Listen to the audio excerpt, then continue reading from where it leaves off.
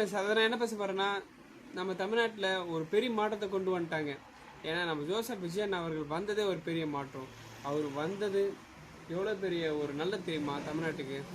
ஏன்னா 2 மிகப்பெரிய கட்சிகள் இருந்த காலகட்டத்தில் தனியாக நின்று ஜெயிச்சு காட்டினார் பாருங்க. அவரு தாங்க நம்ம தமிழ்நாட்டோட சிஎம். அடுத்தது பார்த்தீங்கன்னா அவர் பிஎம் ஆகிறதுக்கும் வாய்ப்பு இருக்குங்க.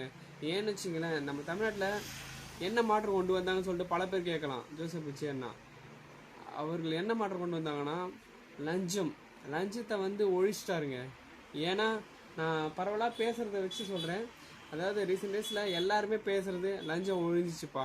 ஏன்னா விஜயண்ணா அவர்கள் லஞ்சம் ஒழிஞ்சிச்சு அப்படிதான் சொல்கிறாங்க. ஏன்னா நான் எல்லா சைட்லேயும் பார்க்குறேங்க, ஏகப்பட்ட சைடில் பார்க்குறேன் லஞ்சம். இதுவே ஒரு வாட்ஸ்அப்ங்க. ஏன்னா விஜயண்ணா நீங்கள் வந்தது ரொம்ப சந்தோஷம்.